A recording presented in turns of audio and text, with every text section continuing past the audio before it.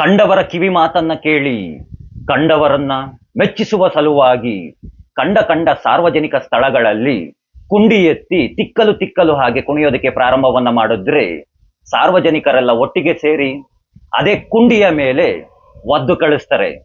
ಅಥವಾ ತಿಕ್ಕಲು ತಿಕ್ಕಲು ಹಾಗೆ ಕುಣಿಯೋದನ್ನ ನೋಡಿ ಈತ ಯಾವನ ಹುಚ್ಚ ಇರಬೇಕು ಅಂತ ತಿಳಿದು ನೋಡಿ ನಗದಕ್ಕೆ ಪ್ರಾರಂಭವನ್ನ ಮಾಡ್ತಾರೆ. ಪ್ರದೀಪ್ ಈಶ್ವರ್ ಅವರೇ, ಇವತ್ತು ನಿಮ್ಮನ್ನ ನೋಡಿದ್ರೆ ನನ್ಗೆ ಅದೇ ರೀತಿಯಾಗಿನೇ ಅನಿಸ್ತಾ ಇದೆ. ನೀವು ಕೇವಲ ನಿಮ್ಮ ಮಾನ ಮರ್ಯಾದೆಯನ್ನ ಮಾತ್ರ ಕಳ್ಕೊಳ್ತಾ ಇಲ್ಲ, ನಿಮ್ಮ ಕ್ಷೇತ್ರದ ಜನರ ಮಾನ ಮರ್ಯಾದೆಯನ್ನೆಲ್ಲ ತೆಗಿತಾ ಇದ್ದೀರಾ. ಮಹಾಪುರುಷರಾಗಿರುವಂತಹ ಮಹಾ ಕಾಲಜ್ಞಾನಿಗಳಾಗಿರುವಂತಹ ಕೈವಾರ ತಾತಯ್ಯನವರು ಜನಿಸಿರುವಂತಹ ಬಲಿಜ ಜನಾಂಗಕ್ಕೆ ನೀವೊಬ್ರು ಕಪ್ಪು ಚುಕ್ಕಿಯಾಗಿ ಕಾಣಿಸ್ಕೊಳ್ತಾ ಇದ್ದೀರಾ. ಜನ ಚಪ್ಪಲಿಯನ್ನ ತೂರಿದ್ದು ನಿಮ್ಮ ಜಾತಿ ಯಾವುದು ಅಂತ ನೋಡಿ ಅಲ್ಲ, ನಿಮ್ಮ ನಾಲಿಗೆಯಿಂದ ಬಂದ್ವೆಲ್ಲ ಪದಗಳು, ಆ ಪದಗಳನ್ನ ನೋಡಿ ಚಪ್ಪಲಿಯನ್ನ ತೂರಿದ್ದು. ನೀವೊಬ್ರು OBC ಕ್ಯಾಟಗರಿಯ ರಾಜಕಾರಣಿ ಅಂತ ತಿಳಿದು ನಿಮ್ಮ ಮೇಲೆ ಜನ ಚಪ್ಪಳಿಯನ್ನ ತೂರ್ಲಿಲ್ಲ. ನಿಮ್ಮ ಅಹಂಕಾರದ ದುರಹಂಕಾರದ ವರ್ತನೆಯಿಂದ ಜನ ಚಪ್ಪಲಿಯನ್ನ ತೆಗೆದುಕೊಂಡು ತೂರಿದ್ದು. ಈ ನಮ್ಮ ರಾಜ್ಯದಲ್ಲಿ ಒಂದು ನಾಟಕ ಮಂಡಳಿ ಪ್ರಾರಂಭವಾಗ್ಬಿಟ್ಟಿದೆ ಕಣ್ರಿ. ಈ ನಾಟಕ ಮಂಡಳಿಯ ಒಳಗಡೆ ಕೆಲವೊಂದಷ್ಟು ಜನ ವಿಚಿತ್ರವಾದಂತಹ ಪಾತ್ರಗಳನ್ನ ಆಯ್ಕೆಯನ್ನ ಮಾಡ್ಕೊಂಡ್ಬಿಟ್ಟಿದ್ದಾರೆ. ಆ ವಿಚಿತ್ರವಾದಂತಹ ಪಾತ್ರಗಳಲ್ಲಿ ನಮ್ಮ ಪ್ರದೀಪ್ ಈಶ್ವರ್ ಅವರು ಹುಚ್ಚನ ಪಾತ್ರವನ್ನ ಆಯ್ಕೆಯನ್ನ ಮಾಡ್ಕೊಂಡ್ಬಿಟ್ಟಿದ್ದಾರೆ ಅಂತ ಕಾಣಿಸ್ತಾ ಇದೆ. ನೋಡಿ, ಇಷ್ಟು ದಿನ ಸಿದ್ದರಾಮಯ್ಯನವರು ಅಧಿಕಾರದಲ್ಲಿ ಇದ್ದಾಗ ಪ್ರದೀಪ್ ಈಶ್ವರ್ ಅವರು ಹುಚ್ಚನ ಪಾತ್ರವನ್ನ ಅಭಿನಯಿಸಿ ಸಿದ್ದರಾಮಯ್ಯನವರನ್ನ ಖುಷಿಪಡಿಸುವಂತಹ ಕೆಲಸವನ್ನ ಮಾಡ್ತಾ ಇದ್ರು. ಇವಾಗ DK ಶಿವಕುಮಾರ್ ಅವರು ಮುಖ್ಯಮಂತ್ರಿಗಳಾಗಿದ್ದಾರೆ. DK ಶಿವಕುಮಾರ್ ಅವರನ್ನ ಮೆಚ್ಚಿಸುವ ಸಲುವಾಗಿ ಈಗ ರೌಡಿಯ ಪಾತ್ರವನ್ನ ಆಯ್ಕೆಯನ್ನ ಮಾಡ್ಕೊಂಡ್ಬಿಟ್ಟಿದ್ದಾರೆ ಅನಿಸ್ತಾ ಇದೆ. ತೋಳ್ ತಟ್ತಾರೆ, ಅಂದ್ರೆ ತೊಡೆ ತಟ್ತಾರೆ, ಅವಾಜ್ ಹಾಕ್ತಾರೆ, ಏನು ಕಿತ್ಕೊಳ್ಳೋದಕ್ಕಾಗೋದಿಲ್ಲ ಅಂತಾರೆ, ತಾಕತ್ತಿದ್ಯಾ ಅಂತಾರೆ. ಪುಡಿ ರೌಡಿಗಳು ಯಾವ ರೀತಿಯಾಗಿ ಮಾತನಾಡ್ತಾರೋ ಅದೇ ರೀತಿಯಾಗಿ ವರ್ತನೆಯನ್ನ ಬದಲಾಯಿಸ್ಕೊಂಡ್ಬಿಟ್ಟಿದ್ದಾರೆ. ಸ್ವಾಮಿ, ನಿಮ್ದೊಂದು ವಿದ್ಯಾಸಂಸ್ಥೆ ಇದೆ, ಆ ವಿದ್ಯಾಸಂಸ್ಥೆಯಲ್ಲಿ ಕಲಿತಿರುವಂತಹ ಮಕ್ಕಳೇನ್ ಕಲಿಬೇಕು? ನನಗೆ ಎಲ್ಲೋ ಒಂದ್ ಕಡೆ ಅನ್ಸುತ್ತೆ, ನೀವು ಕಿತ್ಕೊಳ್ಳೋದು ಅದು ಇದು ಅಂತ ಹೇಳ್ತಿರ್ತಿರಲ್ಲ, ಮುಂದೊಂದು ದಿನ ನಿಮ್ಮ ವಿದ್ಯಾಸಂಸ್ಥೆಯಲ್ಲಿ ಕಲಿತಿರುವಂತಹ ಮಕ್ಕಳು ಯಾರ್ಯಾರ್ದು ಎಲ್ಲೆಲ್ಲಿ ಹೋಗಿ ಏನೇನ್ ಕಿತ್ಕೊಂಡ್ಬಿಡ್ತಾವೋ ಅಂತ ಅನಿಸ್ತಾ ಇದೆ.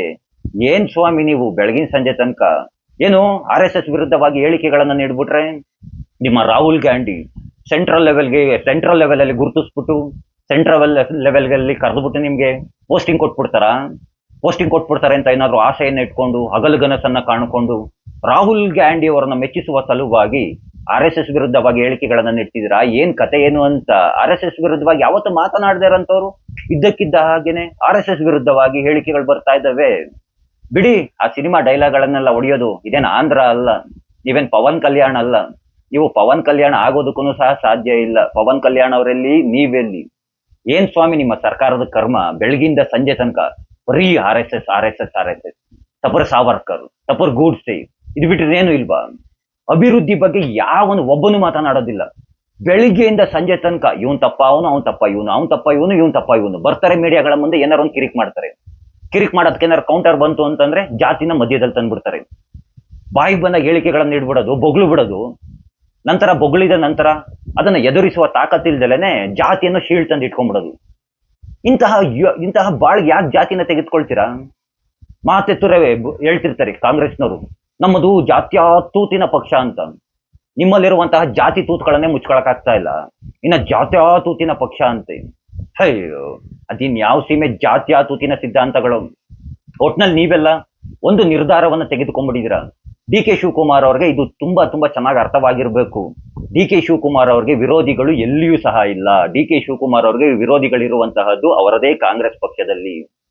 DK ಶಿವಕುಮಾರ್ ಅವರ ವಿರುದ್ಧವಾಗಿ ಅಂದ್ರೆ ತಮ್ಮೊಳಗಡೆ ಇರುವಂತಹ ಅಸಹನೆಯನ್ನ, ತಮ್ಮೊಳಗಡೆ ಇರುವಂತಹ ಕೋಪವನ್ನ, ತಮ್ಮೊಳಗಡೆ ಇರುವಂತಹ ದ್ವೇಷವನ್ನ DK ಶಿವಕುಮಾರ್ ಅವರ ವಿರುದ್ಧವಾಗಿ ನೇರವಾಗಿ ತೀರಿಸ್ಕೊಳ್ಳೋದಕ್ಕೆ ಸಾಧ್ಯವಾಗದೇನೆ ಇಂಡೈರೆಕ್ಟ್ ಆಗಿ, ಅಂದ್ರೆ ಬೇರೆ ರೀತಿಯಾದಂತಹ ದಾರಿಯಲ್ಲಿ ಹೋಗ್ತಾರಲ್ಲ, ಆ ರೀತಿಯಾಗಿ ಏನಾದ್ರೂ ಮಾಡಿ DK ಶಿವಕುಮಾರ್ ಅವರ ಸರ್ಕಾರಕ್ಕೆ ಕೆಟ್ಟ ಹೆಸರು ತರಬೇಕು ಅಂತ ತಿಳಿದು ನೀವುಗಳು ಒಂದಷ್ಟು ಜನ ಇದ್ದೀರಲ್ಲ, ಒಂದು 4-5 ಜನ ಇದ್ದೀರಾ, ನೀವುಗಳೆಲ್ಲ ಸೇರ್ಕೊಂಡು ಬೆಳಗಿಂದ ಸಂಜೆ ತನಕ ಹಿಂದೂಗಳ ವಿರುದ್ಧವಾಗಿ ಹೇಳಿಕೆಗಳನ್ನ ಕೊಟ್ಕೊಂಡು RSS ಅನ್ಕೊಂಡು ಗೂಡ್ಸೆ ಸಾವರ್ಕರ್ ಅನ್ಕೊಂಡು ಕೆಟ್ಟ ಹೆಸರು ತರುವಂತಹ ಕೆಲಸಗಳನ್ನ ಮಾಡ್ತಾ ಇದ್ದೀರಾ. ಒಟ್ನಲ್ಲಿ ನಿಮ್ಮ ಆಸೆ ಏನು ಅಂತಂದ್ರೆ DK ಶಿವಕುಮಾರ್ ಬಣದವರಂತೂ ಅಲ್ಲ ನೀವು, ಸಿದ್ದಣ್ಣನ ಬಣದವರು. ನಮಗೂ ಅರ್ಥವಾಗುತ್ತೆ. ಸಿದ್ದಣ್ಣನ ಬಣದವರಾಗಿ ಏನ್ ಮಾಡ್ತಾ ಇದ್ದೀರಾ? DK ಶಿವಕುಮಾರ್ ಅವ್ರಿಗೆ ಕೆಟ್ಟ ಹೆಸರು ತರ್ತಾ ಇದ್ದೀರಾ. ಅವ್ರು ಮುಂದಿನ ಬಾರಿ ಚುನಾವಣೆಯಲ್ಲಿ ಗೆಲ್ಲಬಾರ್ದು, ಅವ್ರನ್ನ ಹೆಂಗಾರು ಮಾಡಿ ಹಾಳು ಮಾಡ್ಬಿಡ್ಬೇಕು. ನಾವೂನು ಬುದ್ಧಿವಂತರೇನೆ, ರಾಜಕೀಯನ ಅಲ್ಪ ಸ್ವಲ್ಪ ತಿಳ್ಕೊಂಡಿದೀವಿ. ನೋಡ್ರಿ ಅಲ್ಲಿ ನಮ್ಮ ಏರಿಯಾಗ ಬರ್ರಿ, ಪ್ರಿಯಾಕೃಷ್ಣ ಅವ್ರು ಇಲ್ವೇನ್ರಿ? ಪಾಪ ಅವರು ಇದುವರೆಗೂ ಒಬ್ಬರ ವಿರುದ್ಧವಾಗಿ ಹೇಳಿಕೆಯನ್ನು ಕೊಟ್ಟವರಲ್ಲ, ಮೀಡಿಯಾಗಳ ಮುಂದೆ ಬಂದು ಮಾತನಾಡಿದವರಲ್ಲ. ತಾವಾಯ್ತು, ತಮ್ಮ ಕೆಲಸ ಆಯ್ತು. ಅಂತಹ ರಾಜಕಾರಣಿಗಳು ಬೇಕನ್ರಿ ನಮ್ಗೆ. ಹೇ, ನಾವೆಲ್ಲ ನಿಮಗೆ ಬುದ್ಧಿ ಮಾತುಗಳನ್ನ ಹೇಳುವಂತಹ ಪರಿಸ್ಥಿತಿ ಬಂದ್ಬಿಟ್ವಲ್ಲ. ಏನೋ ನೀವುಗಳ ಅರ್ಥವನ್ನ ಮಾಡ್ಕೊಳ್ಳಿ, ಇಲ್ಲ ಜನ ಕ್ಯಾಕೋ ತುಗಿತಿರ್ತಾರೆ, ಉಗಿಸ್ಕೊಳ್ತಾ ಇರಿ ಅಂತ ಹೇಳ್ತಾ, ಆ ಕೃಷ್ಣ ಎಲ್ಲರಿಗೂ ಒಳ್ಳೇದನ್ನ ಮಾಡ್ಲಿ. ಎಲ್ರಿಗೂ ಧನ್ಯವಾದಗಳು. ಜೈ ಶ್ರೀ ಕೃಷ್ಣ.